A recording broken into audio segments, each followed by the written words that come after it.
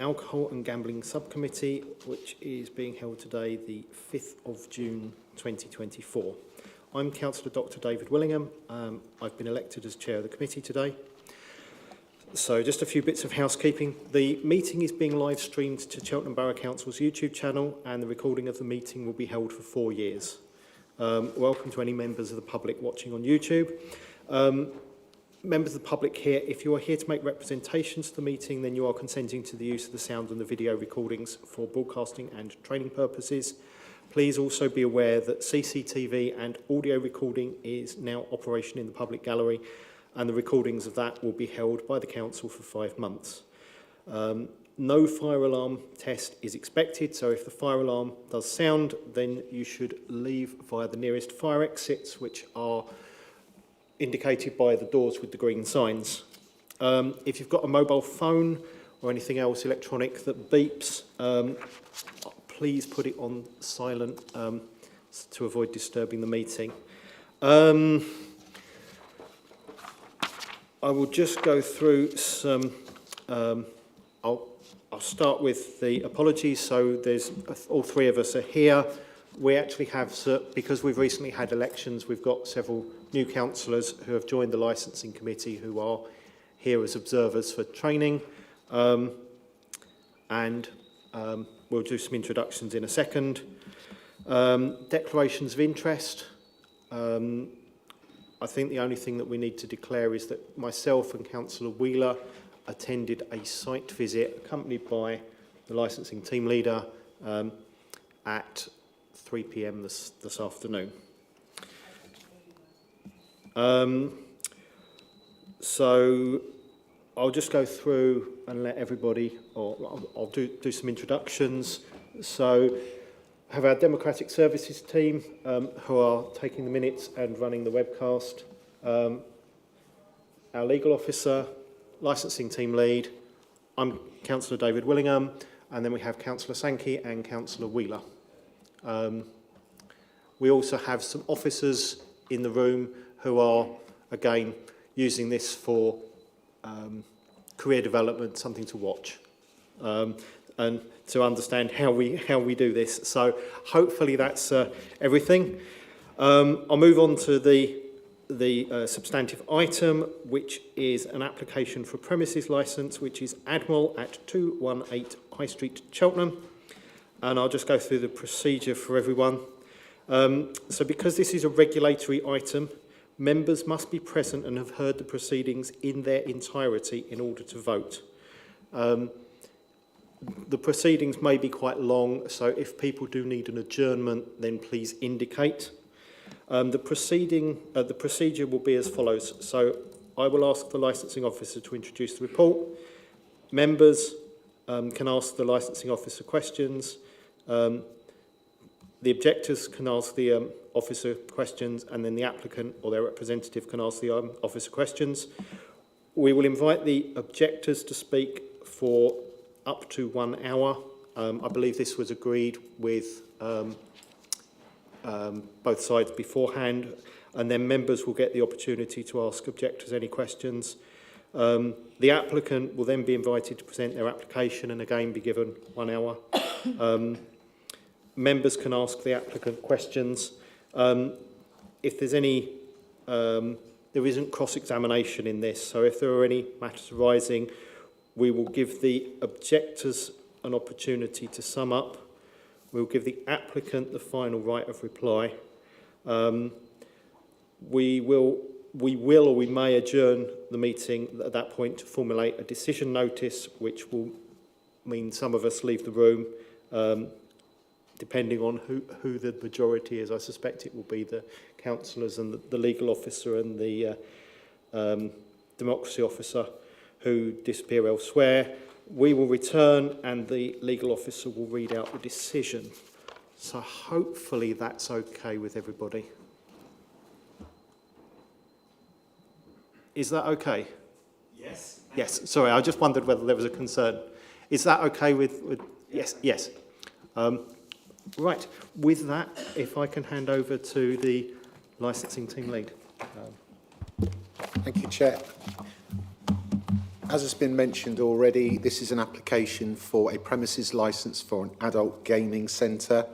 The report goes into quite a lot of detail about this application and the process surrounding it. I won't go through that line by line, but I will just try and pick out the pertinent points and probably the most relevant for today. As has been stated on the application itself, the applicant has not specified hours for their trading on this application. However, a licence, if granted, Christmas Day cannot be used for gambling in the premises as things currently stand. The applicant has provided supporting documentation to the application when it first came into us. That paperwork is attached to the report under the various annexes listed, from the cover letter for the application, the local risk assessment, the local risk assessment map, social responsibility policies and procedures, and the development programme. The local risk assessment from May 2024 has been updated, and that later version is now on the website. That was given to us by the applicant.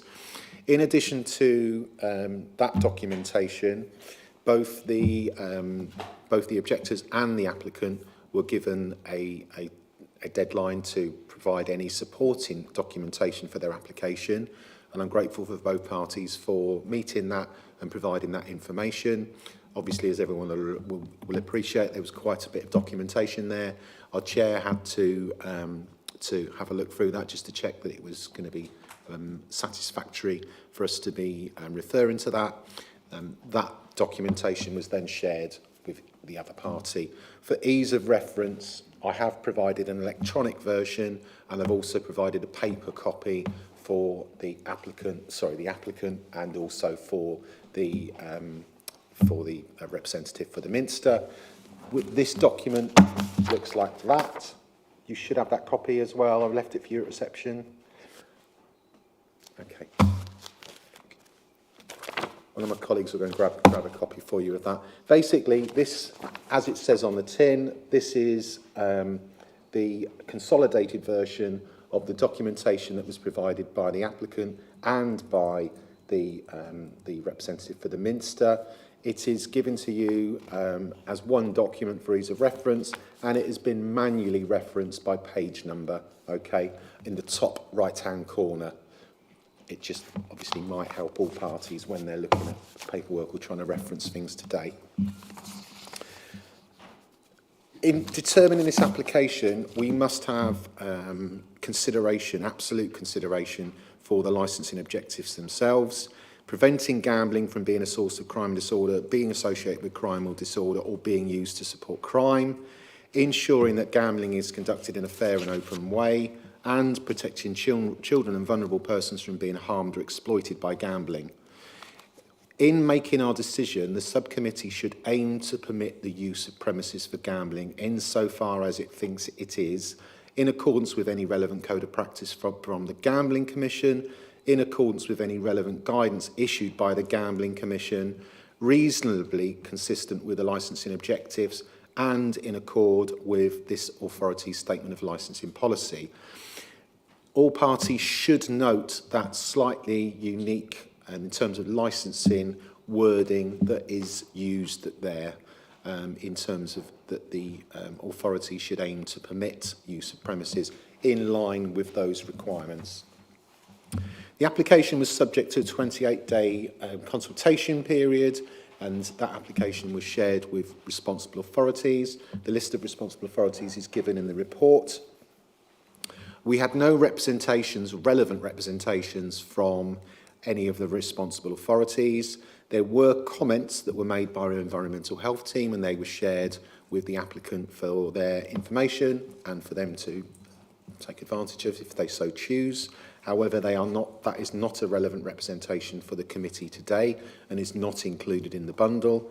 And the comments that we received from the planning authority, again, were shared with the applicant. I'm sure the applicant is more than aware of the hours of planning use for this premises. And again, that is not a relevant representation for the committee today.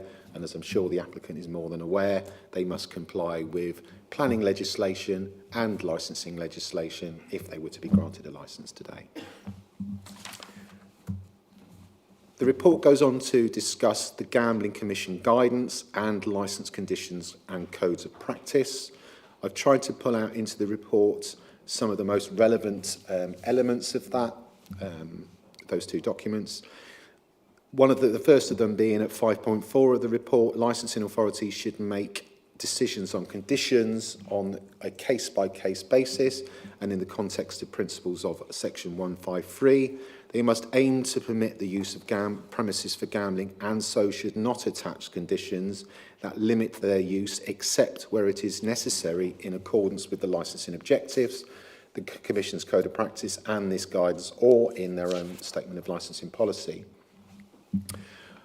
The authority should not turn down applications for premises licences where relevant representations can be dealt with through the use of conditions, and the guidance encourages licensing authorities to ensure that premises licence conditions are relevant to the need to make a proposed building suitable as a gambling facility, directly related to the premises and the type of licence applied for, or fairly and reasonably related to the scale and type of premises and reasonable in all other aspects. The licensing authority cannot attach conditions in relation to certain matters, and those are detailed in the report. A link is provided in the report for the licence conditions and codes of practice, and this obviously is an assistance because it provides a lot of background information in terms of some of the conditions that licensed operators are bound by in running their businesses. The applicant is a licensed operator with the Gambling Commission as is required. The LCCP details a great deal in terms of responsibilities, as I've already said, and it details conditions in relation to operators' licences and also personal licences. The report then goes on to talk about our statement of licensing principles, and we talk about things like local risk assessments.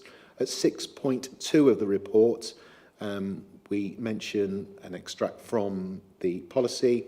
Social responsibility requires licensees to assess the local risks to the licensing objectives posed by the provision of gambling facilities at each of their premises and to have policies, procedures and control measures to mitigate those risks. In undertaking their risk assessments, they must take into account relevant matters identified in the policy.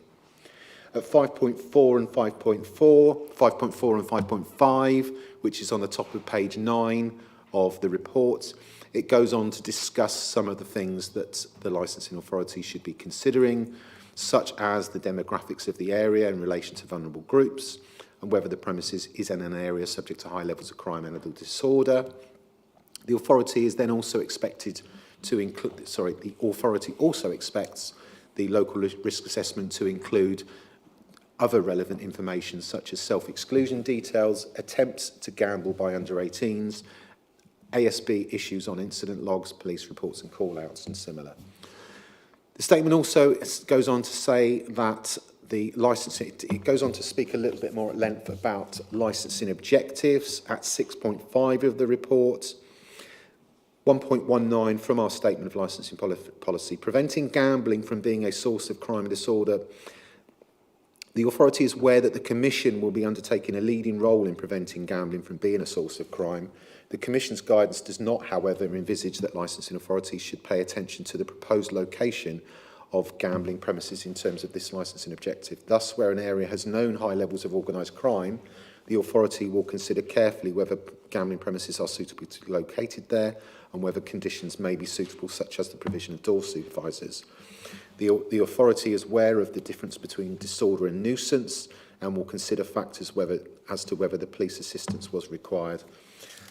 And we've also got similar paragraphs that expand in terms of, on the top of page 10, that expand a little bit in relation to gambling conducted in a fair, open way and protecting children from vulnerable adults, protecting children and vulnerable adults from being harmed by gambling.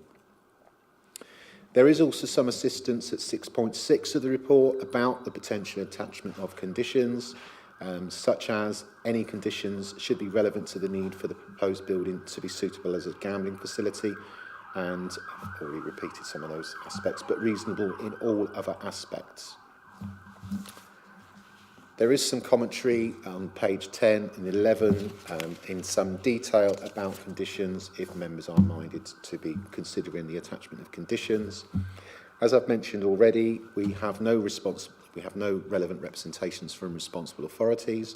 We do, however, have 4 representations from interested parties, and those were attached to the report at Annexes 3A and 3B, and 3B is accompanied by supporting information. That's all been circulated and is available on our website. The options for the subcommittee today are to grant the application as applied for, only attaching mandatory conditions, or to grant the application with mandatory conditions and any conditions that the panel believe are necessary to promote the licensing objectives and are proportionate, or to refuse the application. Members need to be satisfied that if the application were to be granted, there would be no breach of mandatory conditions, and the granting of the application would not have a detrimental impact on the licensing objectives.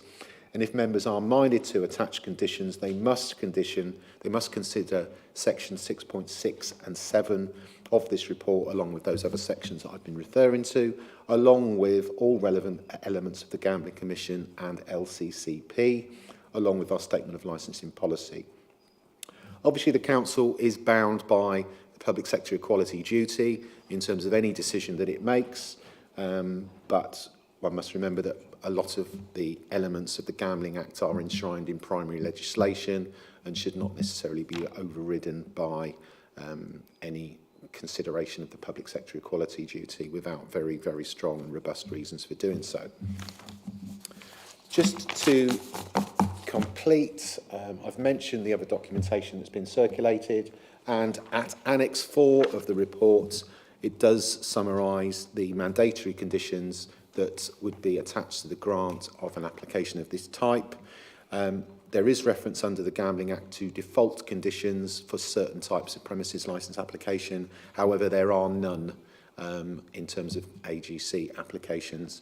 And obviously, if the Council were to go beyond those mandatory conditions, then that needs to be considered on a case-by-case basis. And that is my report. Thank you. Thank you very much. Are there any member questions for the licensing team leader? Right.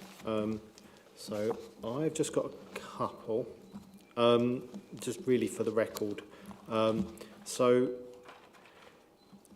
in other licensing activities, we generally consider that the police, who are an RA on this, have quite a lot of authority on the levels of crime and disorder. And obviously you've said that they've made no objection. Is that similar? Is the absence of that objection something that's material that we should give due regard to? Okay. What we do have in the pack, though, is we obviously have no representation from any responsible authority, including the police. But within the pack, within the bundle, we obviously do have reference to crime and disorder, in this particular instance that's been made by one of the representations, in respect of one of the representations, and I think it's for members to consider that evidence and weight that evidence accordingly. I think that I can't really say much more than that. Thank you. Right, we now move on to any questions from the objectors to the licensing officer. Nothing, thank you, Chair. Thank you. And any questions from the applicants? Yes. Could you press the button and use the microphone? Is that better? I'm normally told to keep my voice down rather than to amplify it. Just on that last topic of responsible authorities, Chair, can the licensing officer confirm that, of course, the police would have been consulted and notified of the application? I think there's a police officer, the licensing officer is Jeremy Sanson. And I don't know whether or not you would have been copied into correspondence or emails, but the police positively do not object having been notified of the application. Is that right? It's not just that they haven't been notified, they've been notified, they've seen the application, they've been in correspondence, as you would expect, with the applicant, and they've got no objection. If you press the button. As referenced in the report, it does give the list of all of those bodies that are considered as the responsible authorities. The responsible authorities were notified of the application and given a copy of the notice. We have had no objections from any responsible authority, and that is it, end period. There are no... And just to cover off what you said about planning, there was obviously, this was a retail unit, and then there was a planning application made, and then the planning inspector concluded that the use that's being applied for is suitable, and so that was granted, I think, in February of this year. And those considerations to do with amenity and heritage and all the rest of it are now no longer relevant to the application as it stands.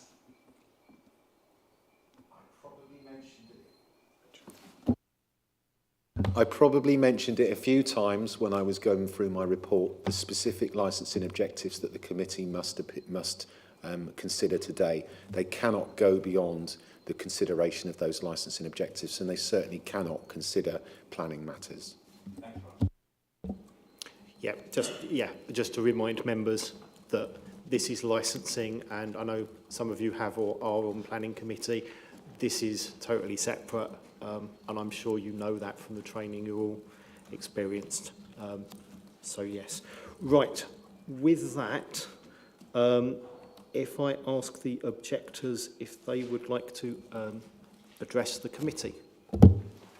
Thank you, Chair. I represent St Matthews and the Minster, and with me is Rachel Hargreave, the Operations Manager of St Matthews and the Minster.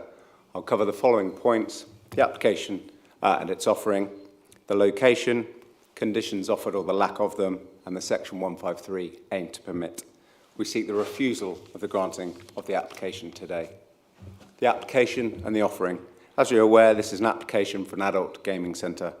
Gaming machines will be offered, but as set out in your papers, these premises can allow higher stake and higher prize B3 gaming machines. Specifically, and I'm quoting, an AGC may make available for use a number of Category B3 gaming machines not exceeding 20% of the total number of gaming machines on the premises, and any number of Category C and Category D machines. These types of B3 machines are also found within betting offices. However, betting offices are limited to a maximum of only 4. The skeleton from the applicant confirms that there are no FOBTs, those are B2 gaming machines, which is correct. However, please note that the maximum stake for a B2 gaming machine is also a £2 stake. And a maximum prize of £500, which is identical to the B3 gaming machines that will be offered here, £2 stake with a maximum prize of £500. It is not clear, as the applicant has not provided figures for the total number of machines within the premises, nor have I seen a copy of the plan, and so we have no idea of how many high category B3 gaming machines would be provided. Indeed, the number of Category C and D tablets would also affect this number and could make the B3 gaming numbers higher. The applicant merely states in paragraph 19 of the skeleton that it will have a mix of the types of machines. A variety of machines is necessary to attract, custom and maintain its interest and loyalty. This premises, I am sure, will have a great number of B3 machines, the higher stake, higher prize machines that will be attractive to vulnerable gamblers.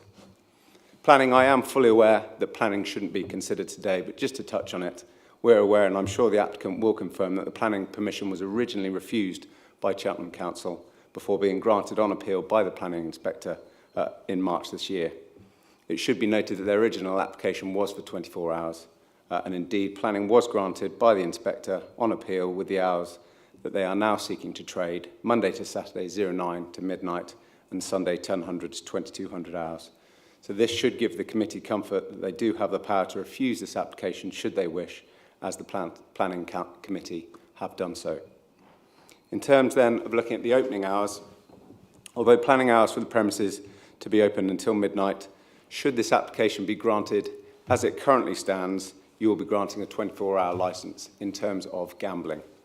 If you were minded to grant, as it is, we would request that the hours for the premises licence mirror that of planning, this being a further control mechanism for if the planning hours were increased, the operator, if you attach the same hours to the premises licence, would have to come back again before this committee to seek any increase in the gambling hours, rather than having an automatic right to those 24 hours. The location, it is this that is the key element of this representation. As can be found in our representations and indeed out of the applicant's expert witness statement, the Minster is very, very close to this application premises. As set out in your own statement of licensing principles at paragraph 119, it states, and I quote, "The Commission guidance does, however, envisage that licensing authorities should pay attention to the proposed location of gambling premises in terms of the licensing objectives." This one was relating to crime and disorder. Thus, where an area has known levels of organised crime, the authority will consider carefully whether gambling premises are suitable to be located there and whether conditions may be suitable, such as the provision of door supervisors. The authority is aware of the difference between disorder and nuisance and will consider factors such as whether police assistance was required and how threatening the behaviour was to those who could see it, so as to make the distinction. In the representations and the supporting witness statements, the Minster is aware firsthand of the crime and disorder in this area. This is also evidenced in the supporting crime figures that have been submitted. And if I could draw your attention to these are pages 64 to 87 of the extra papers that were submitted. These crime figures are taken from the Gloucestershire Constabulary Police.uk website with the postcode of the application premises entered into the search box. These start at page 64, as I've stated, and go on to page 87. But in terms of headline figures, you'll see on them in October 2023, there were 298 crimes, November 283 crimes, December 335 crimes, January 317 crimes, February 292 crimes, March, the most recent 341 crimes. These are broken down further within the map extracts and show the location of this premises in a hotspot in comparison to other areas of the city. We would say that this is a high crime area for Cheltenham, given the figures that I've just been through. There are also the specific incidents in relation to the Minster, the handbag theft at Christmas that's mentioned in our statement, teenager being beaten and robbed in December 2022, the armed robbery with the Cheltenham bookmaker in January 2023, linking it specifically to gambling. The news reports within our representation evidence this. You don't, however, just have to take our word for it that crime levels are high. The applicant themselves confirms within their LARA at page 32, and I'm quoting, "There are no known local problems with crime and antisocial behaviour specifically linked to gambling, but the area does have relatively high levels of crime. In December 2023, latest data available, there are 256 reported crimes or incidents of antisocial behaviour within a quarter-mile radius of the GL 503HF postcode of the premises, the three biggest crimes types being violent, shoplifting and antisocial behaviour." Their source figures are slightly different, but are similar in number. This is a high crime area, we say, which is evidenced by not only the Minster firsthand, the police figures and the applicant themselves in their LARA. We therefore, with this evidence, find it slightly perverse that the LARA states that the crime-related risk identified would be low, and that's at page 38 of your papers. As is set out in the Statement of Principles at paragraph 132 and 126, conditions can be applied should there be a perceived need. In particular, 132 states, and this is page 11, the Commission advises in its guidance that if a council is concerned that a premises may attract disorder or be subject to attempts at unauthorised access, for example, by children and young persons, it may require that the entrances to the premises are controlled by a door supervisor and is entitled to impose a premises licence condition to this effect. The LARA in relation to antisocial behaviour associated with late-night operation does indeed mention door supervision as a control measure, page 38 of your papers, but no conditions have been offered. I'm aware that the Admiral do operate in other areas with door supervisors, and this measure could easily be adapted here if a licence were to be granted. Looking then at the location of the premises in relation to the objective of protecting children and other vulnerable persons from being harmed or exploited by gambling, the application site is in an area of the city centre that would be attractive to children, given the proximity to fast food venues such as Greggs, McDonald's, as well as the fashion retail shops that are there on that high street. In terms of the vulnerable, not only is it the YMCA, but also the Saturday Kitchen that takes place at the Minster.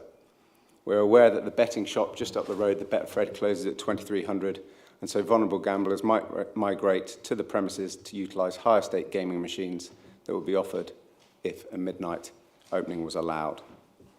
The premises will be full of gaming machines, and so as per the Statement of Licensing Policy, and as I have read out already, if the committee are concerned that the premises may be subject to attempts of unauthorised access, for example by children and young persons, it may require that the entrance to the premises are controlled by a door supervisor and entitled to impose a premises licence condition to that effect.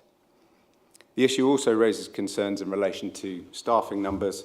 We're aware from the applicant's paperwork, and this is page 22 of your papers, that staff numbers on duty at any time will be risk assessed, but there will always be a member of staff on the floor.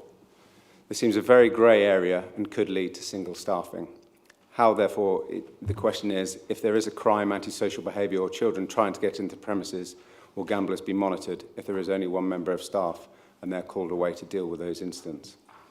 We know from the policies at page 118 that they deny entry and or service to those who appear to be intoxicated. They also try to deny entry and or service to those who appear homeless. So someone would be dealing with that, who then is looking after the gamblers.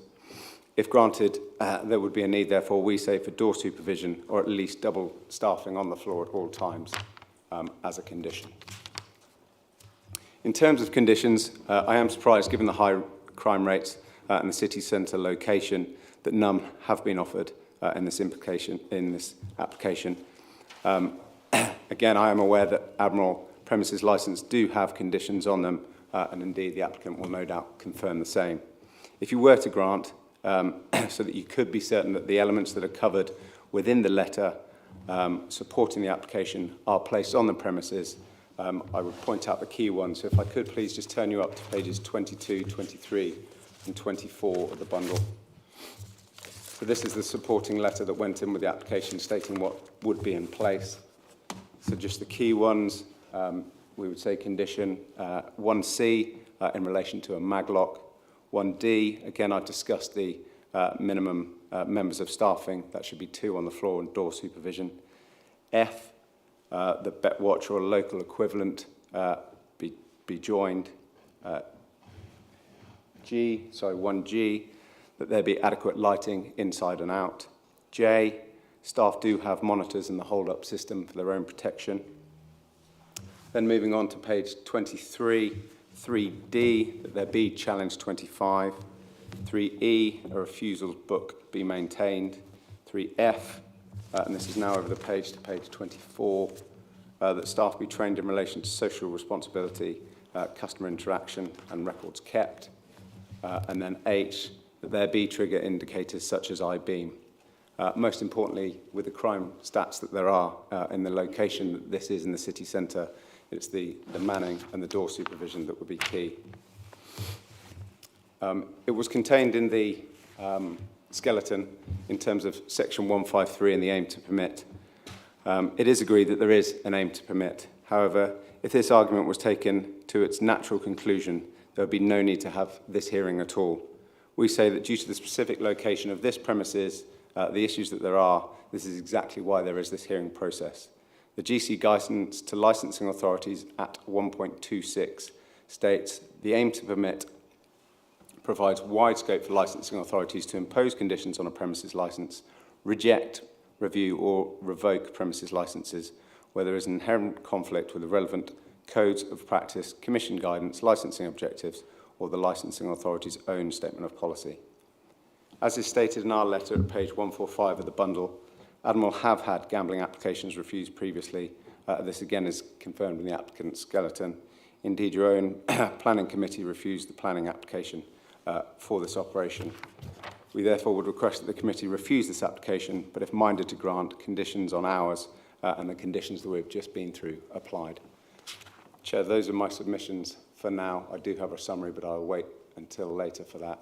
I also have Rachel from the Minister to give her first-hand experience of that part of Cheltenham near the premises, please. Thank you very much.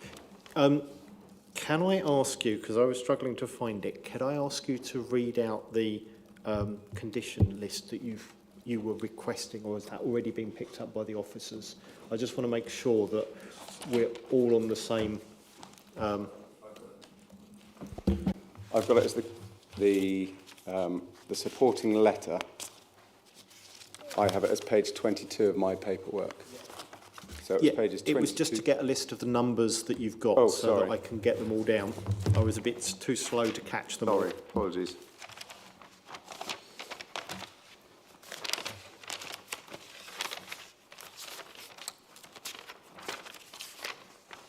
1C, 1D, 1F, 1I, 1J, 3D, 3E, 3F, and 3H. Obviously, the important one was in relation to manning at D. 1D. Brilliant. Thank you very much. Right, we now move on to whether there are any questions. Sorry? Well, if I see whether there's any questions from members. No, okay. In which case, yep, we will more than happily hear from Rachel. Hello, I'm Rachel Hargreave and I'm the Operations Manager for St Matthews and the Minster in Cheltenham. I've been in post since September 20 and have here to represent the church. The Minster churchyard and the Minster itself is at the back of the property, and I have first-hand knowledge of the issues raised within the letter, including both the antisocial behaviour and crime and disorder there. I can confirm that there is drug use and alcohol abuse that takes place in the Minster grounds, and I'm aware of the crimes that have been put forward earlier, including the theft of the handbag at a service in the Minster at Christmas time. So in terms of the vulnerable, we do often get rough sleepers there.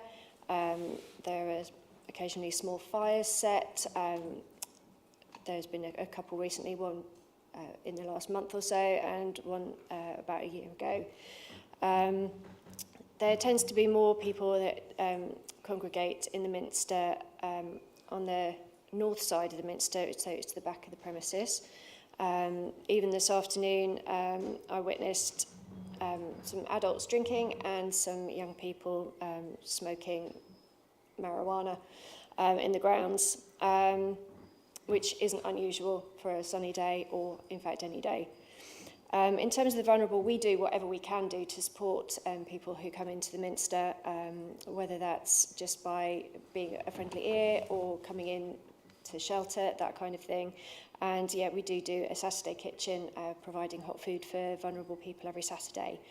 My concern is that there will be more vulnerable people congregating in the area due to having yet another gambling outlet in the area, should this licence be granted. The churchyard is a thoroughfare to lots of different parts of the town and is open all the time. There are no gates to the churchyard.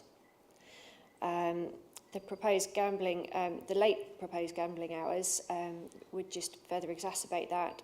In the past, we've been subjected to quite a lot of graffiti on our listed building and some of the listed walls surrounding it. There is a Friends of the Minster Gardens group who diligently attend every Monday and clean off whatever graffiti that they can find within the churchyard, whether that's on the benches surrounding or under advisement on the building itself, on the Minster. So we also do family-friendly services in the Minster, and we do use the churchyard for open events. Minster Merriment towards Christmas is one, where everyone from the town is invited. Sadly, before all these events that we do in the churchyard, we do need to, our volunteers need to carry out a sharp sweep to collect up any paraphernalia from drug use. The Minster Quarter project is just about coming to fruition with the MX building about to open. So there has been significant investment by the town itself, as well as the police with the launch of the Heritage Watch scheme. And that has seen some improvements to the churchyard area. But as I say, if you walk past at any sunny day, then you are going to find people who are congregated there for alcohol and drug use. And I think that's all I have to say. Thank you. Thank you. Are there questions? Councillor Wheeler. Actually, this was probably a question that related first to the first speaker. Insofar that planning is absolutely nothing to do with this meeting, I can neither remember nor have I looked up terms and conditions of planning.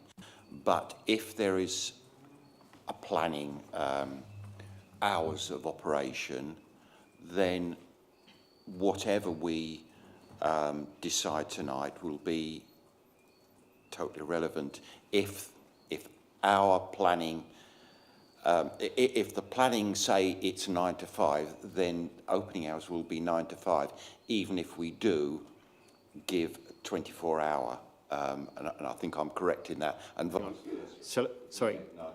so the question of planning that the first speaker spoke of, just wanted to make it absolutely clear it would have nothing, it would have no bearing on what we offer or agree to tonight. So I think I'll take what I think the objector was saying, and then I'll defer to the licensing officer as well. So the two regimes are totally and utterly separate. We cannot give due regard. We can't consider, it's not a licensing objective, planning is immaterial. We must not take that into consideration. I think what the objector was trying to say was that it is possible to appeal a planning condition or to seek a change to one, and therefore they are requesting that we consider ours, because if that was varied, so the question is, we must make a decision based on the licensing objectives alone, what would be appropriate hours based on the representations. I think that's the summary. I'll hear from the licensing officer, and then we can go back to the objector. Yeah, I think obviously there's some good points there, but I think the overriding consideration for the committee is to consider the application on its merits or otherwise, and to hear it on its individual merits or otherwise, and determine it accordingly. Do not try and predict what happened on planning. Do not try and predict what might or might not happen on planning in the future. Stick to the facts of this case and determine it on the basis of the evidence that's before you. And that's probably the best way to approach it. And I'll let the objector, if you would like to clarify that Chair, in terms of the licensing objectives that we need to consider. Apologies if I've overcomplicated things. All I'm saying is, obviously, there are the planning hours till midnight, let's say as a ballpark figure. What I'm saying is, if you don't add hours to this application, they don't need to come back to this committee to make another application to extend their hours.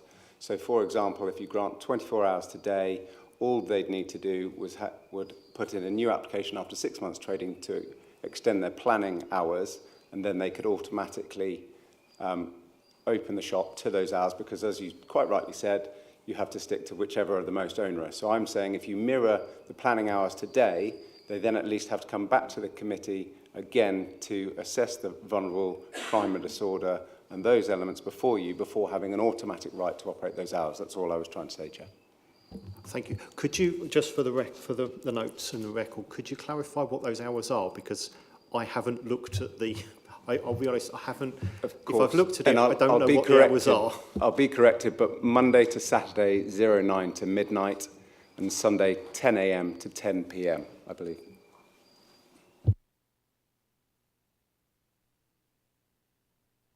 Okay.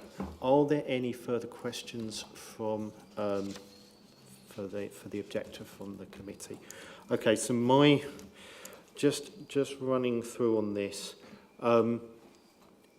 can I check whether the church and the staff generally report incidents in the churchyard to the police or to the antisocial behaviour teams on a frequent basis? We do report anything that's a heritage crime to the police under the Minster Watch scheme. We did report the fire that was by the West Door back in March 23.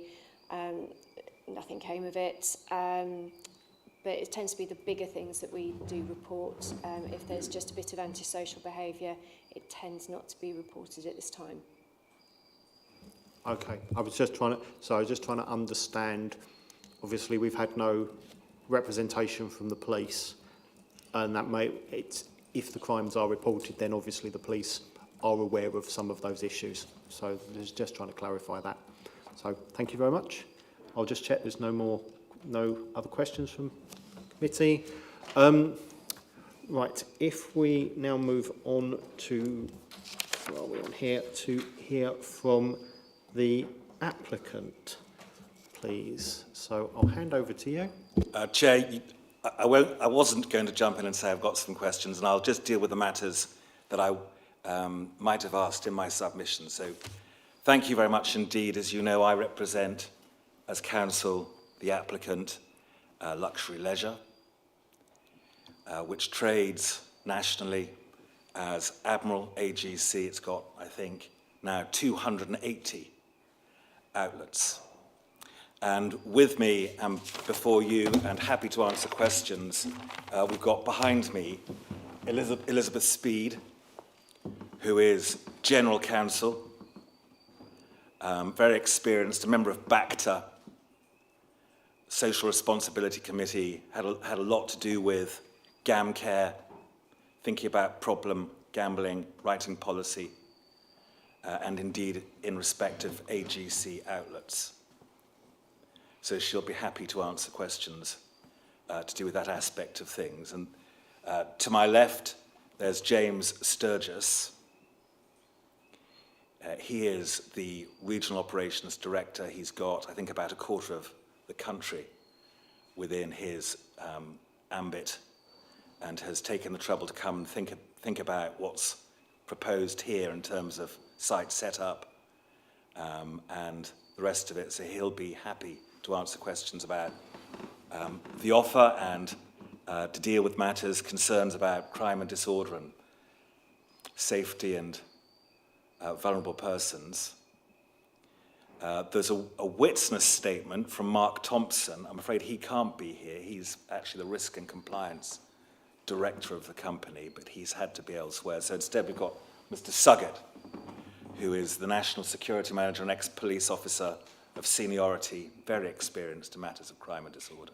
So there's a team of people here to help with any questions that you may have. I hope, Chair, that you have got the short document I sent in, I think about a week ago, called Key Submissions.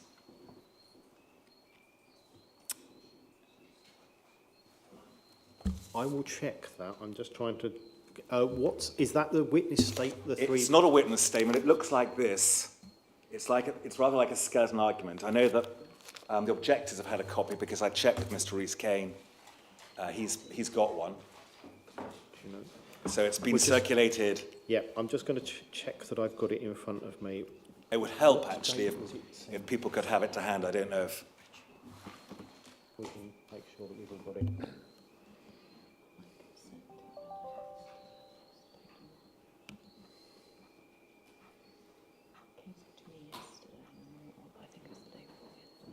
Do you know what? I don't, because I've saved it. Judith, you were going to circulate that yesterday, I think. Yeah, I saved it in yesterday morning, so it must have come through yesterday. Yes, I can't So I'm just looking. I've got the 3 witness statements and an independent report. And that's the same. And that's the same. Can I just check? Already, I'll send it to you. Yeah. Can you send it to all members of the committee? I think we may have had some documents, so we've definitely got quite a lot of documents, and it may be that we've got a duplicate of one and not one of the other. So we're going to make sure that everyone's got it in front of them. Jason, did you say you sent it? I've just sent it. Yeah. Just sent it. So, members of the committee, you should have that at the There we go. And it's a Word document. Excellent. Yes, we now have that in front of us. Thank you very much. Well, what I'll do is, since you haven't had the chance to read it, I'll just go through it. I don't need to go through every line of it. Don't worry at all, because actually we submit that our application's relatively simple, but it's there for you when you retire if you want to look at the way that we put things. Which I can do in summary to start off with, very simply, and then I'll go through some more specific matters. So there are some other AGCs on the high street. In particular, quite close by, there are two Be Lucky outlets. They trade 24/7.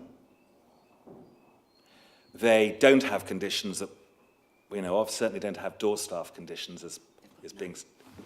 No extra conditions. No extra conditions. We submit, haven't been the subject to review or complaint. Nobody's suggesting that they're responsible for bubbles of disorder or disturbance. And there they are. We submit our application, and our application in respect of this premises in particular is a much better offer. And we do that for various reasons in summary, because, first of all, Admiral is a brand leader nationally. It's got 280 outlets.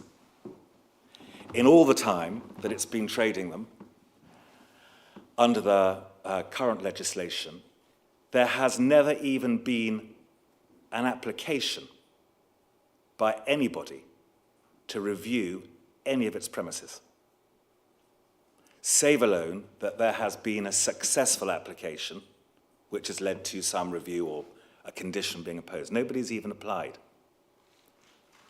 And some of those premises are in really difficult spots.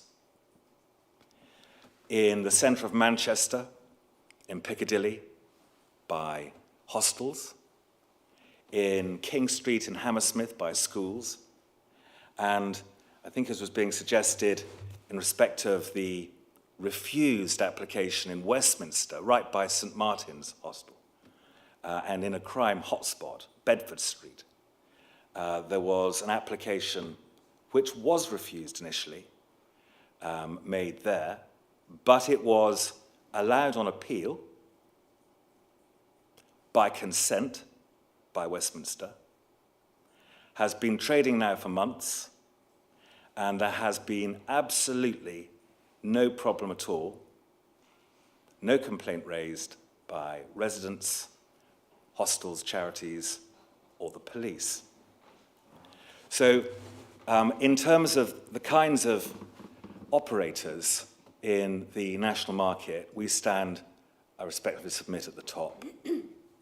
There really aren't problems with these premises generally, and there really isn't any reason to think that there will be a particular problem with this particular site.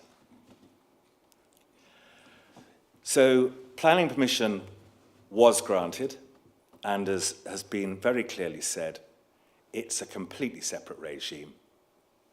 And we do ask that you address your minds as the legislation requires for the licensing objectives, and you don't reduce or restrict the license by condition or hour.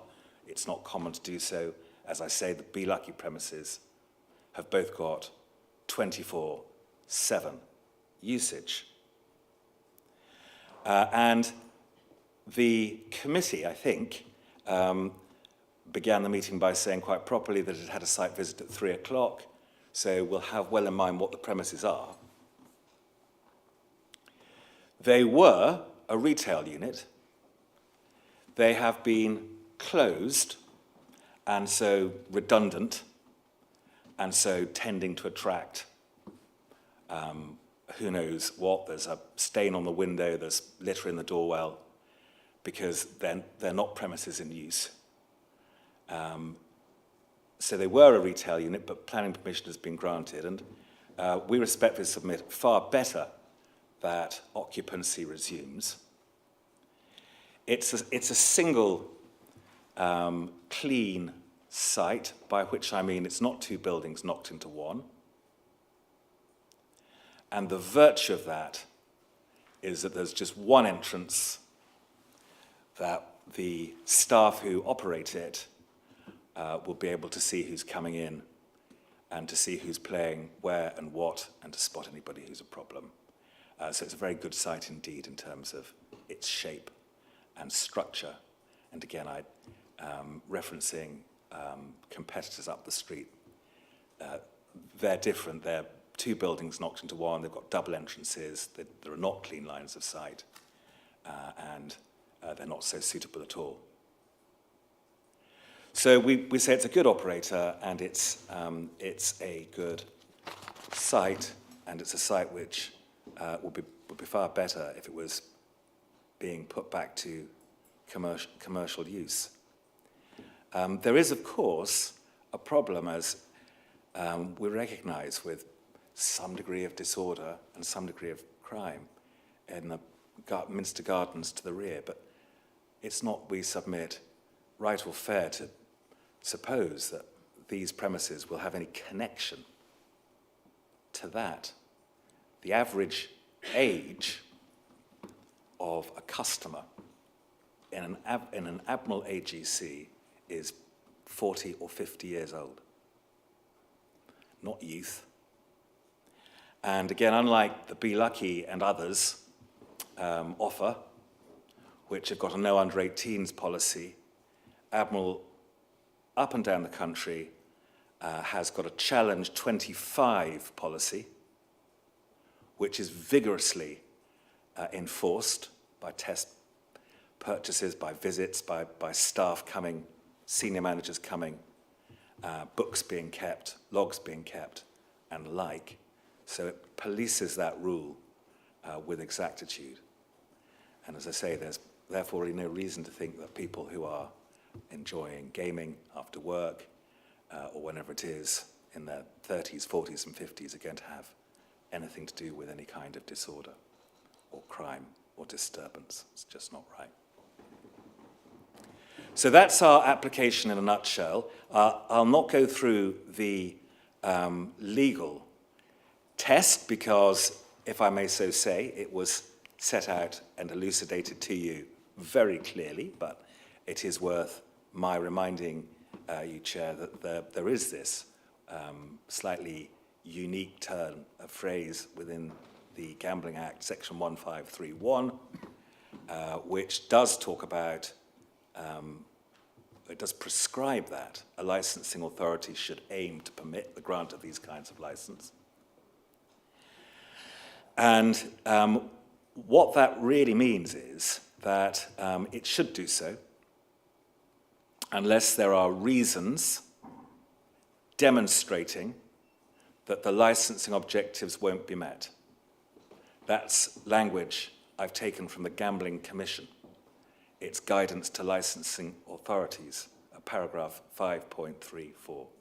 So are there reasons demonstrating that the licensing objectives are not going to be met or unlikely to be met?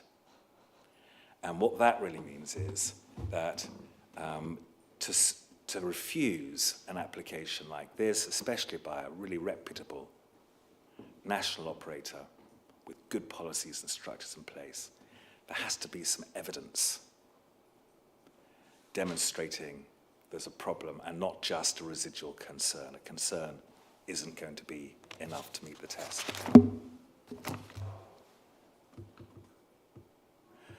So that's really the law. As I've told you, the applicant has got a very long-standing, positive and well-developed relationship with the Gambling Commission. It plays a leading role within BACTA, and senior management members have chaired the AGC Committee, the Social Responsibility Committee, Family Arcade Committee, and are on the national governing body. And exceptionally, its policies and procedures and standards have been certified by the Global Gambling Guidance Group, which is unique, I think, within the UK. It's, by virtue of its size, able to train extensively. There's, within the information that you've got in the pack, there's reference to online education and a hookup with a college where staff can go and achieve a diploma grade qualification. Training is intense and taken very seriously, and it's ongoing, and it is refreshed at constant intervals. And one of the things that Admiral does is to encourage its staff, uniquely, to circulate and to engage, to talk to customers. It doesn't have a fixed desk behind which staff members can sit, but the staff have to be on the floor, making sure that people aren't problem gambling, people are of the right age, etc., etc., etc. And so it's exemplary in the way that it conducts its staff training. It works closely with the police and charities, and is an industry leader in those regards. I've mentioned the premises already. They're a suitable size. There are good lines of sight. There are no blind spots. There's easy access. There was a concern, I think, raised at some point about noise or breakout from machine play. That's not right. In fact, there's a lobby built into the front door of every Admiral AGC, so there's a double doorage system. And on the outer door, a maglock, which is an electronic device which shuts the door and magnetically seals it. I don't think the Be Lucky outlets have got that. But Admiral do, and that allows there to be people excluded if they're looking as if they're intoxicated or there might be trouble or if they're not the right age by the operator, the staff member who is inside. There's, in every Admiral, there's CCTV, but in this particular venue, because of the concerns that St Matthew's Minster obviously has about the premises rear and the abutment to the gardens there, we're very happy to undertake to put CCTV cameras along the alleyway, so the front corner, the rear corner of the alleyway, and the rear of the premises. I don't, Chair, suggest that needs to be a condition, but that's something that we will happily do, so an undertaking. And actually, that might give comfort to those that work there, because there isn't anything of that ilk at the moment. And the offer to do it isn't to suggest that there's going to be any kind of problem player coming from within. It's just something that will be useful for the community. There were submissions made about the kinds of machines. In our respectful submission, they're slightly, I'm afraid, irrelevant, because the numbers of machines are fixed by statute, by Section 172, and they're just not for the committee. It's obviously wrong to suggest that there's any kind of correlation between AGC machines and the old style fixed, the B2 machines, which did garner a bad reputation, but we don't have any of those whatsoever. The number of B3 and B4 machines are fixed by, as I say, prescription of the rules, the law. So that is what the premises will look like, and that is how they will be run. To repeat that which was said at the site visit, but just to give comfort, of course, no alcohol can be served. Again, that's a statutory requirement, so there's refreshment, but the refreshment is tea and coffee and water and soft drinks.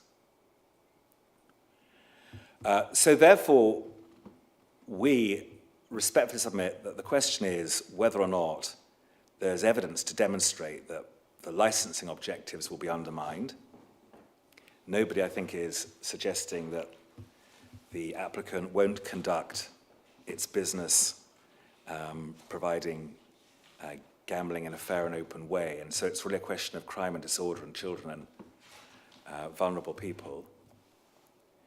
Crime and disorder.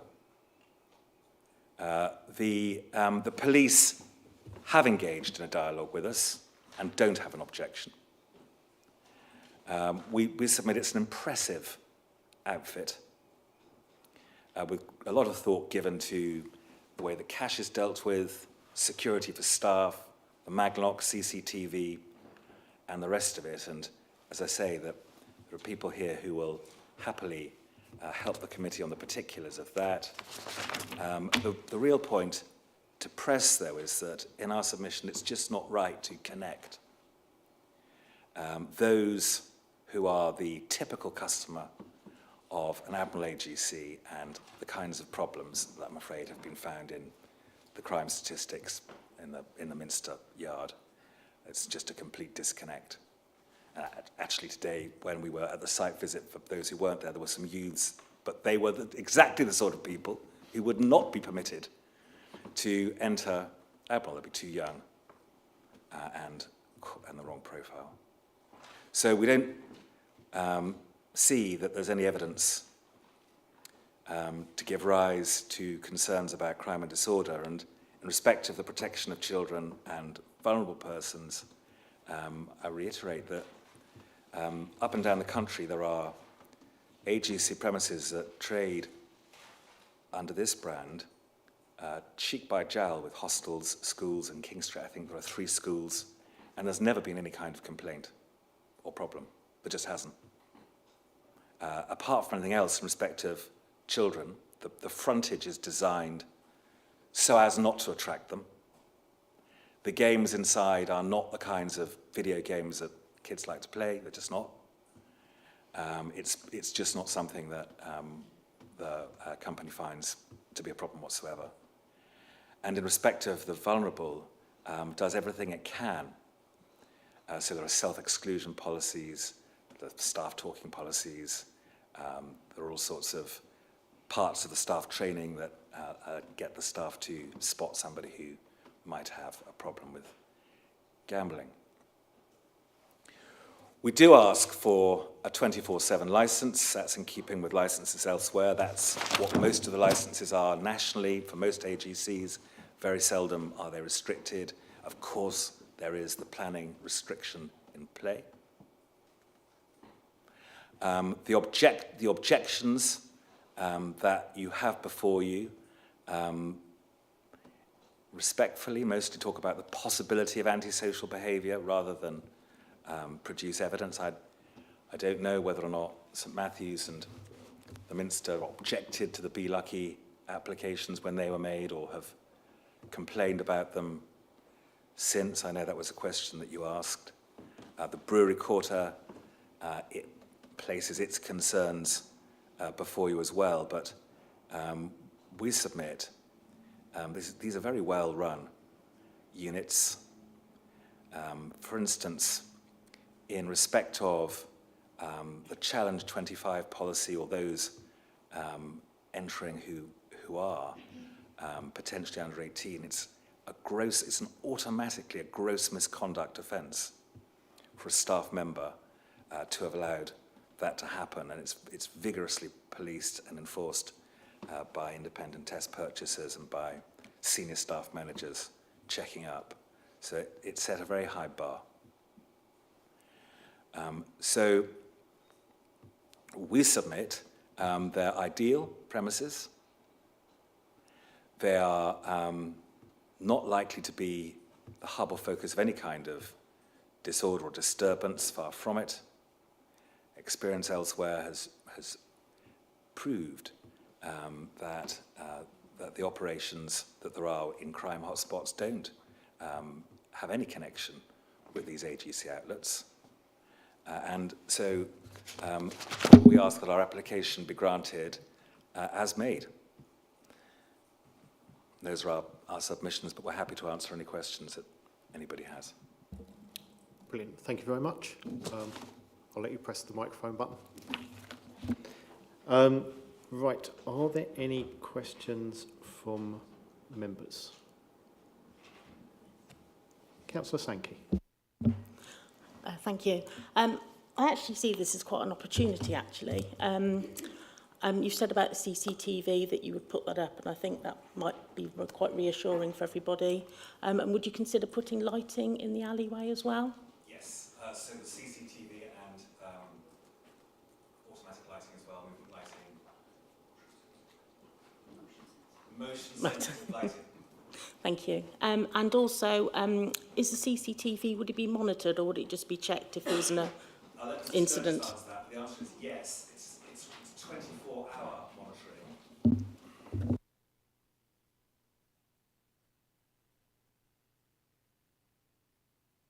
monitoring. Remote 24-hour monitoring on all of our CCTV.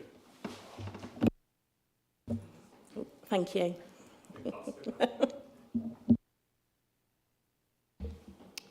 Any more questions? Okay, so I'll run through a couple of things that have occurred to me. So, in terms of your operating licence and the other overarching legislation, can you talk about how that regulates you, just so that we can understand what the what requirements are already on you in terms of your operator licence? Because obviously we've had a representation on one side, we've got your representation. It's just trying to understand what you already have on there, because clearly we can't duplicate anything if we were minded to condition anything. So it's just understanding what the operator licence says. I think I can help you with that. Just to pick up a point that Mr. Rhys-Gay made earlier, a very small minority of our premises licences, of the 280, actually have any additional conditions. So it's not the case that there are many, and most of those you'll find in the centre of London. So the regime, and again, Mr. Rhys-Gay can help us out on this if needs be, the regimes that was set up means that everybody who wants to operate a gambling business has to first have an operating licence, and that operating licence is a really quite tortuous process, trust me, to apply for. And the Gambling Commission goes through it. All of the senior members of our team are investigated.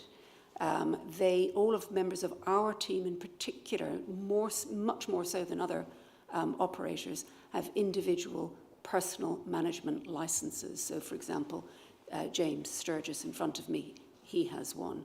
And that takes personal ownership, and that's, again, investigated, etc. So what the operating licence that's then granted means that we provide the Gambling Commission with certain information every year, or every quarter actually, as it is now, and they hold us to account for anything that they don't like or any queries that they have. So it's a different level to that which the local authorities operate at. So the local authorities, as in you, can take for granted that if somebody has an operating licence, that they're okay. You can check on the Gambling Commission website if there's been any reprimands for that operating, against that operating licence. We have never had that. The premises licences are within the remit of the local authorities. Does that help? Yes, thank you very much. So the second question that I've got is a sort of two-part thing. So the first part is, are you aware of the Cheltenham Gold Cup week, race week in March, and other large horse racing events that happen at the racecourse, which bring 70,000 extra people into the town? And how does that affect your safety and risk assessment?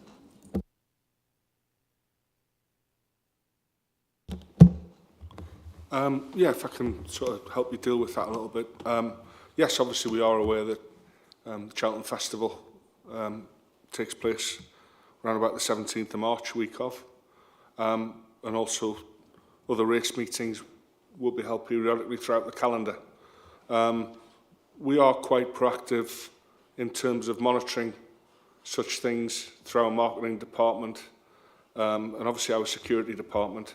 If we felt it necessary to increase security provision for those times, then there'd be no hesitation in doing that.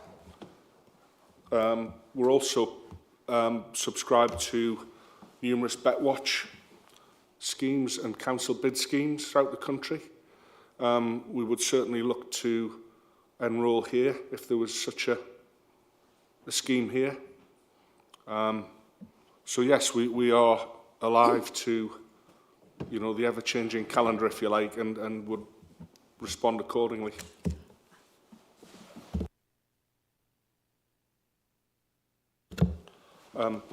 Yeah, and I mean, we've touched on this before, but every one of our premises is fitted automatically with a mag lock. We have internal CCTV as well as external in all our premises. And that's top quality. You know, we use a particular company of choice. There is potential for door supervision if we ever needed it. And I think really, what was it? No, that's it. No, okay. Yeah, I hope that answers your question, is it?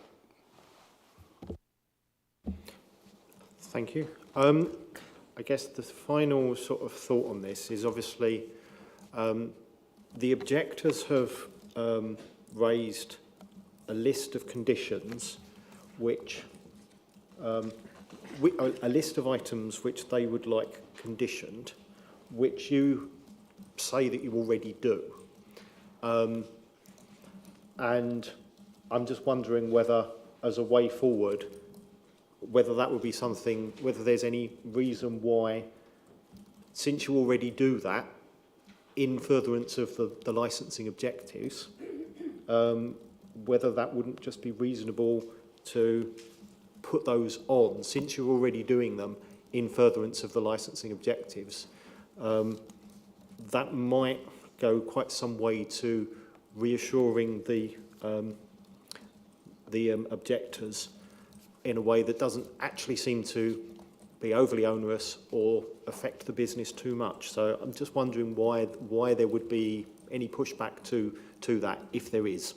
Can I respectfully answer that by saying that actually that's the wrong way around of looking at it in law.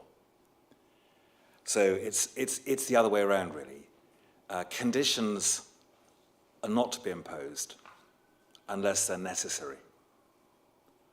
And it's a good operator operating well with 280 outlets and no complaints nationally, and opening another site that actually is unremarkable. It's quite a good site. Doesn't need conditions now. I understand the sort of politics of what you've suggested, but in our respectful submission, that would be to look at the thing through the wrong end of the telescope. And if I could just add to that, I'm sure your licensing team will tell you how many additional conditions are on the other AGC operators, and the answer to that is none. You'll be aware that in March there was an application, I think Mr. Rhys-Gay made it, for the AGC operator quite close by to extend the gaming machine area. There were no representations whatsoever, and there was certainly no suggestion of any additional conditions there. So it does feel, it would lead me to ask why that would on earth be necessary here. Licensing officer? Yeah, I'll come back on those 2 points. In respect of the other applications, there were no representations. So even if this council wanted to apply conditions, it couldn't have done, as you're well aware. Obviously, if we'd have attached conditions to an application where there were no representations, we'd have been acting ultra vires. So there weren't representations to any of those applications when they were first granted. The variation that you mentioned, again, there were no representations, so it would have been impossible for me as the council's licensing officer to have interfered with that process and attached conditions. And I would say, I would go back to the broken record that I've been through this committee hearing in respect of conditions. Please, everyone needs to consider the report, where I think, as it's already been mentioned, it details quite comprehensively and in a fair level of detail what we're here today to do, and that's to determine the application on a case-by-case basis, considering the individual merits of the application. And there aren't any quick fixes to that. There aren't any quick fixes in terms of taking those conditions or those commitments and transposing those into conditions. But equally, we're not going to throw the baby out with the bathwater. We need to still consider those commitments. And if the council believes that it is necessary to attach those conditions, or to attach those conditions at certain times of the day or certain points of the operation, then obviously the council, provided it acts within the constraints laid out in the report, and that's quite open for it to do.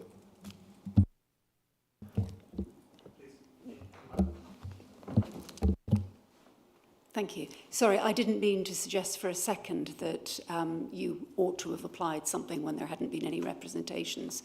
It was more a case that if somebody had wanted conditions, that would be the time to make the representation in order to be able to apply them. There wasn't the concern, so there wasn't the representation, and therefore there wasn't the condition. Right. And one other question. So having gone through your risk assessment, and there's a lot of documentation there, just a couple of things that I picked up, or that weren't in, maybe weren't in there, or maybe I've missed. So one of the issues we have with some of the people that might be classified as vulnerable is not you offering them credit, but people like the loan sharks offering them credit. And obviously those people, it's whether that's picked up in the risk assessment, and obviously whether there's any way of the organisation signposting the local anti-loan sharking people, because clearly people gambling with their own money is their business and what have you. And it's just something, it's not really a, what's the word? It is not something that you are encouraging, and it's more, can you make sure that you help us if there are people that are vulnerable from that point of view? So it's not casting aspersions on you, it's just a fact that there are people doing that in Cheltenham. And would you be able to help us in signposting them to people that deal with the enforcement against loan sharks?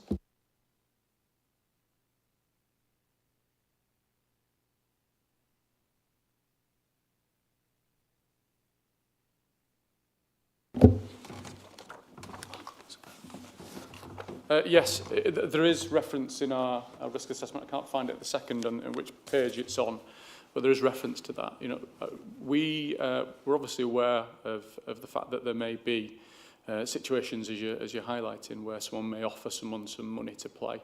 You're quite right. We don't offer any credit of any description. We don't allow people to use any forms of credit in our businesses. And from an awareness point of view, as we've already pointed out, our staff members are on the shop floor. They spend all of their time on the shop floor. They get to know our customers. We know our customers very, very well up and down the country in all the venues that we operate in. We're on first name terms with lots and lots of our customers. And in doing so, we start to build relationships with people and understand when things and circumstances may not look right, or may look or may feel different with certain customers, whether they're playing in a slightly different way. And we will act accordingly. Our staff members, as we've highlighted, are trained to a very, very high level. In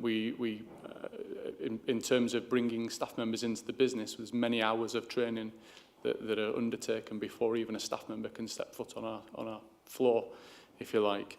And part of that is around understanding and highlighting vulnerable people. I think the people that you're talking about. So I guess in brief answer to your question, our staff members are our first line of defence when it comes to this type of activity in terms of understanding who our customers are, what their normal habits are. And yes, if we can identify that somebody appears to be changing how they are playing or the way that they're acting, we work with interactions, if you like, where we will log those interactions around conversations that we have with customers, any concerns that we have. Where they become more, we would escalate those to senior managers and have venue managers or even area managers come and speak to people. And where we have specific concerns, obviously we have measures in place that are around just general exclusion of people if we're concerned about someone's safety and well-being. That can work both ways, obviously with self-exclusion as well, for customers to come and approach if they have a concern. And you know, where we would find, if we found any issue where we believe people were lending money to other people, we would look to instigate processes ourselves to prevent people from being in our sites who were offering money, if that's the case. We certainly wouldn't want that type of activity to happen in our venues. And like I say, our defence around that is our high level of training and knowledge of our customer base that we have. So yeah, hopefully that answers your question. I'm just going to check. Any more questions? Councillor Wheeler? Yes, just one quick one. I think I heard you earlier say that you wouldn't be using any B1, B2 category machines, that it would only be B3 and less. And I'm seeing a nod behind you. Yes, that's what's prohibited, you know, as in what's allowed within our licences. B3 is the highest category of gaming machine that would be able to operate in the venue. Okay, there's one more from me. So, in your one of your policies on page 124 of the bundle, which is about advertising and marketing, there's it's 13.3.6, which is about free bet offers. And I'm just wondering, how do you make sure that free bet offers are responsible, again, with respect to the protecting the vulnerable people who might be enticed in for something that's free, and then obviously, and it's that balance between marketing and protecting the vulnerable. Again, I guess if I refer you to my previous answer in terms of the level of training that we have around our staff members. So yes, you're right. That, you know, there are occasional offers that we put on in venues, but they are occasional. And in terms of our control methods around them, it's very much, again, like I say, down to our staff members in terms of managing and controlling customers who we would deem to be vulnerable or seen to be vulnerable.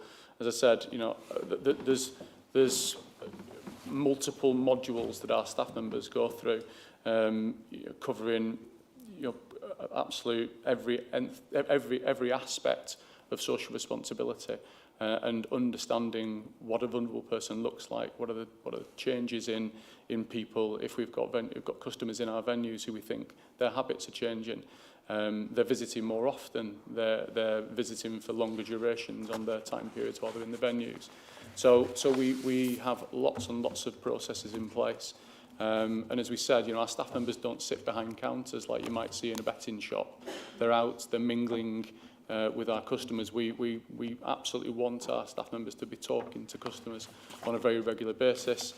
And that's how we control and make sure that we're looking for signs of anybody who their gaming patterns or playing patterns may change or may look different.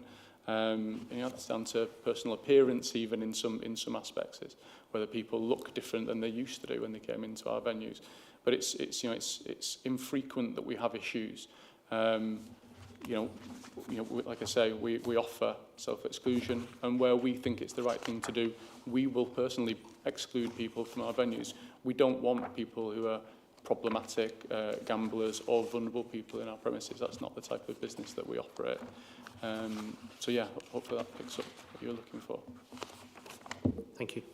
Jason, do you have some questions? Yeah, I just had a couple of questions. It might help the committee. I would have thought that most members are kind of well-versed and have spent varying degrees of time in licensed premises and have a good idea what's going to be going on on a Friday evening at 7 o'clock in a licensed premises that sells alcohol.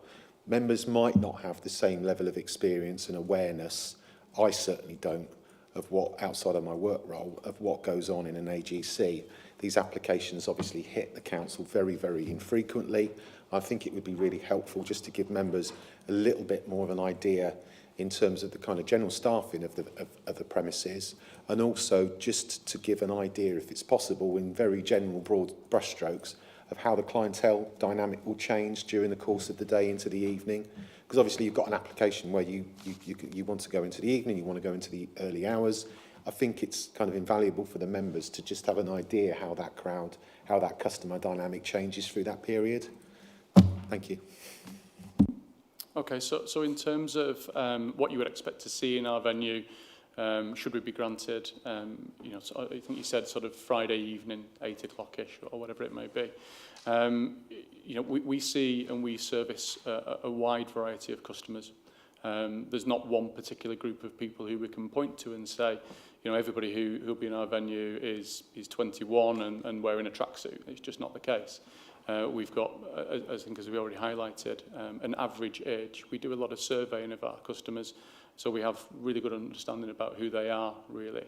And the average customer would probably be male, and as we've already highlighted, around the age of sort of 40, 45. And that can change dependent on various different locations that we operate in. As we've already highlighted, we've got 280 businesses up and down the country.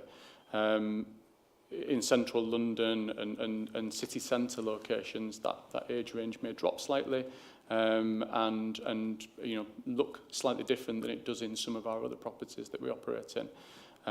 I've got businesses where the age range will be a lot older. I think when we were talking this afternoon, we were talking about the types of ladies that you might see in a bingo hall being some of our customers, and they generally are our customers up and down the country. As we work through the day, you will probably see a slightly different clientele.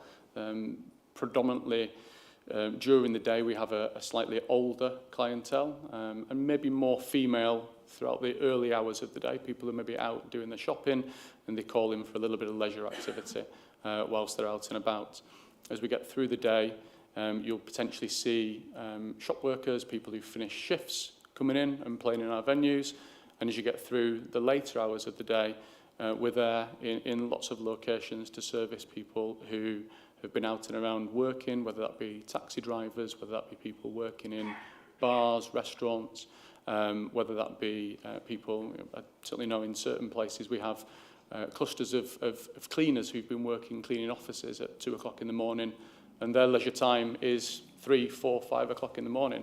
They're not out at 10 o'clock and 11 o'clock during the day. So we have a really wide variety of customer base with lots and lots of different people. We appeal to lots and lots of different, you know, types of customers. There's not one particular group of people we can point to and say, you'll definitely see this type of person in our venue. But what I can tell you is perhaps, you know, the people that we saw outside the back of the church this afternoon, as we've already highlighted, they're definitely not our customer base. They don't fit any profile of people that we would be looking to bring into our business. From an age range point of view, and I guess probably from a social standing point of view, we're not attractive to those types of people. We don't allow people to loiter in our premises. You know, like restaurants, in most places people are sat and eating whilst they are there.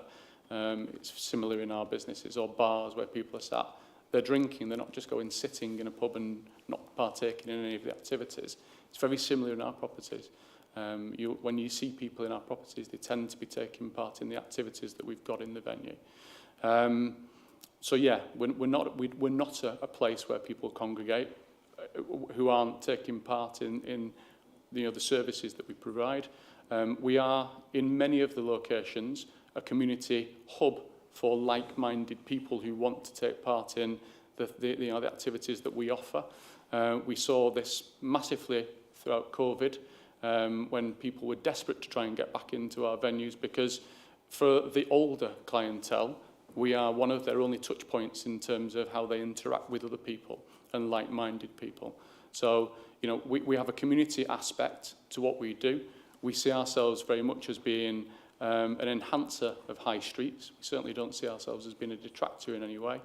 And like I say, you know, we're a social environment with low stakes, you know, a gambling facility. So I don't know if that sort of answers.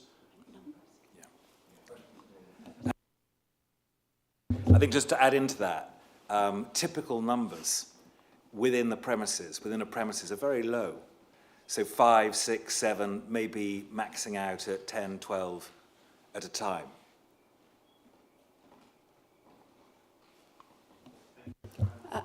If I can just add in, James is touched on it, but it's really something that's terribly misunderstood. Our venues are not cool for teenagers to hang out in. We really, really aren't. I've got teenage kids, or had teenage kids. They wouldn't be seen dead in them. They're not cool. They're on their phones. Why would they want to come in and play a machine?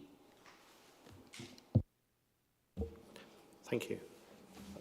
Any more from you? Any more questions? Any questions? Any further questions?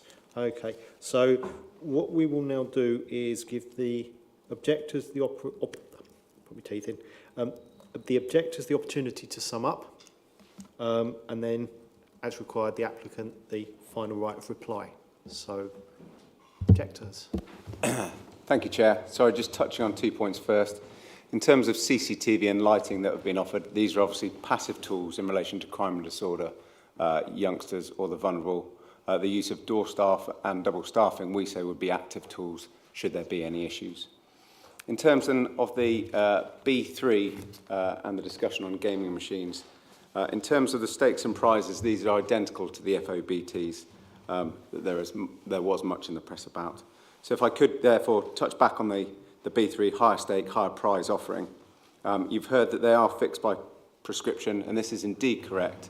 And I'm reading verbatim from page 5, 1.5. A business operating under an AGC premises licence is entitled under the Act to make available use a number of Category B gaming machines not exceeding 20% of the total number of gaming machines which are available for use on the premises, and any number of Category C or D machines. So it still hasn't been confirmed what type of numbers of Category C or D machines are going to be on the premises. Let's say it was 40 C and D machines. This would mean that there could be 8 Category B3 machines. Compare that with a betting shop that's only allowed 4 B3 machines.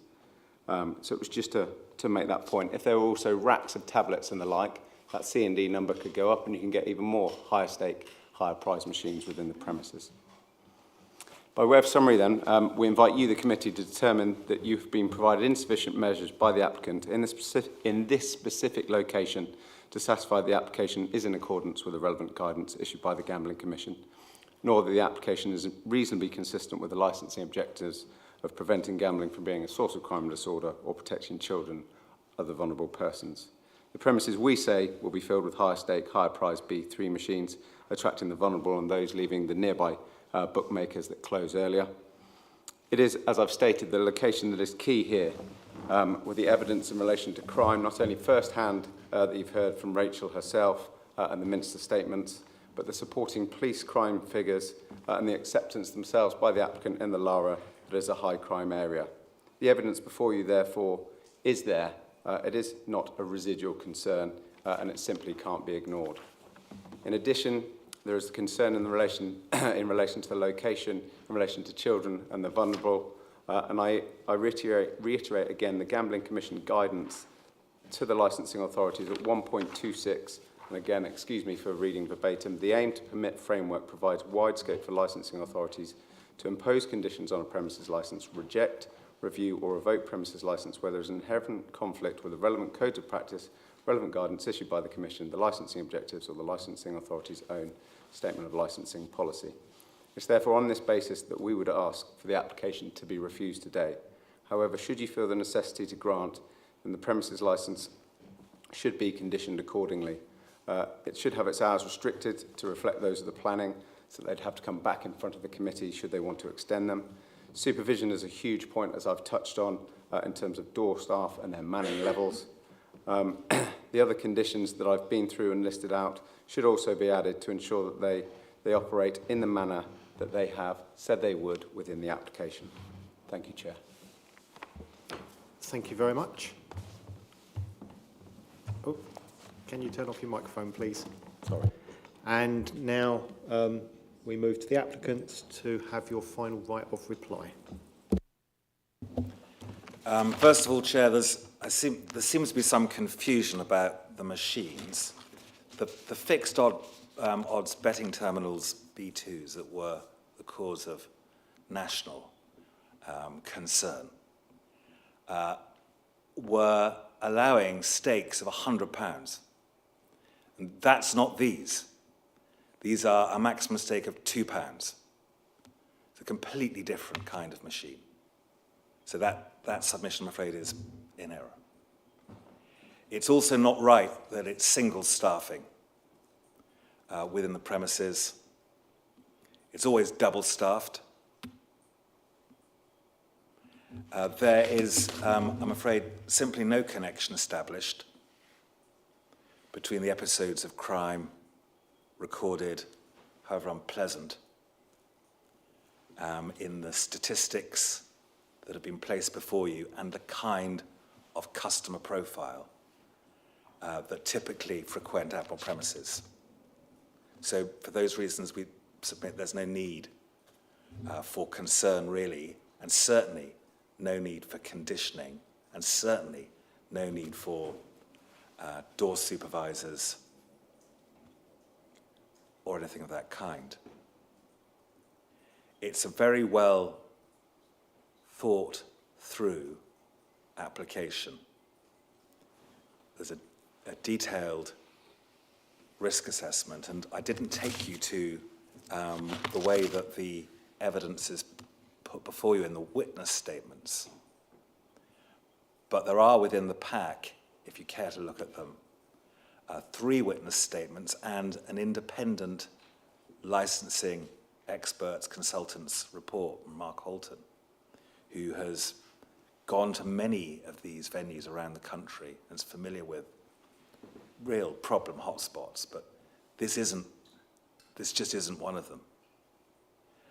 So what it really comes to is whether it would be right to refuse the applicant's application when it's made by a really reputable, considered operator with the highest training standards and a bluntly far better facility in prospect than those which already exist on the high street, where it seems there haven't been any reported problems. So for all those reasons we submit, it's an application that should be granted as made. Right, thank you very much. With that, I think we will adjourn the meeting so that we can go and make our deliberations and come back to you with a decision notice. So it's the time 5:45. So we probably need about half an hour, I guess, at minimum. So if we adjourn until 5:45. And for members of the public, if you're watching on the YouTube stream, the committee are about just going to go and make the decision and take legal advice. So we should be back at 5:45. Okay, thank you.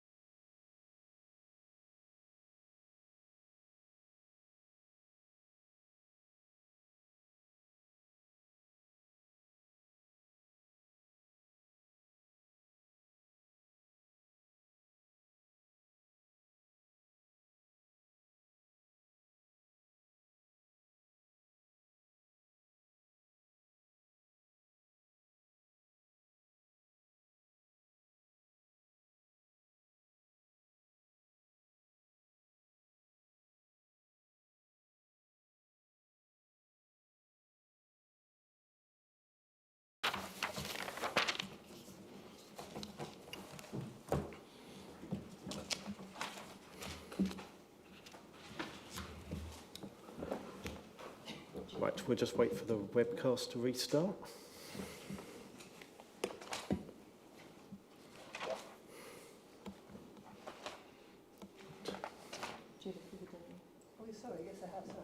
So, right, have we got everyone back in the room? It certainly looks like it.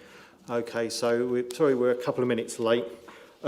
So we have returned from the adjournment. We have reached a decision, and we're going to ask the legal officer to read out the decision. Thank you, Chair. The decision of the subcommittee this evening, it is a unanimous decision of the subcommittee to grant the licence as applied for with the mandatory conditions. The subcommittee saw no reason to refuse the application based on what the subcommittee has read and heard today. The subcommittee has read the report of the licensing team leader, all of the documentation. They have listened to the oral submissions by the objectors and the applicant and its representatives. The subcommittee has had due regard to the provisions of the Gambling Act 2005, which confer the powers of the licensing authority to deal with the application where there is a presumption to permit the application under section 1531. The obligation to promote the 3 licensing objectives, the relevant sections of the Council's Statement of Licensing Policy and Statutory Guidance, the public sector equality duty, the fact that there were no objections from any of the responsible authorities, in particular the police, in relation to crime and disorder, and the fact that the applicant is a vastly experienced and responsible operator with a long-standing relationship with the Gambling Commission and very detailed policies, procedures and training in place for its staff. Taken in turn the representations, the subcommittee has looked at number 4. There is no weight it can apply as it does not meet any of the licensing objectives and gambling is it does not mention any of the licensing objectives and gambling is a lawful activity. Number 3, the subcommittee can give it some weight, but the problem it has is the reported crime and disorder has not been evidenced in an objection by the police. And if there is already crime and disorder in the area, it is not associated with gambling, and this new adult gaming centre is unlikely to have any impact. The crime is there irrespective of the gambling. The subcommittee hope that the undertaking to add lighting and CCTV will help alleviate some of this. In relation to number 2, some weight is given, but there is no reference to any of the licensing objectives. And then in relation to number 1, this was very well put together.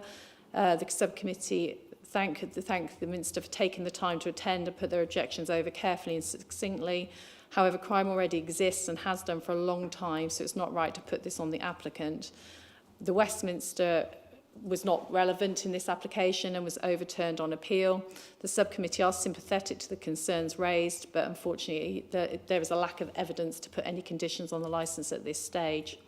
All parties are reminded of their right to appeal this decision, and should there be any evidence once the business is up and running of any issues, then obviously the licence can be called in for a review.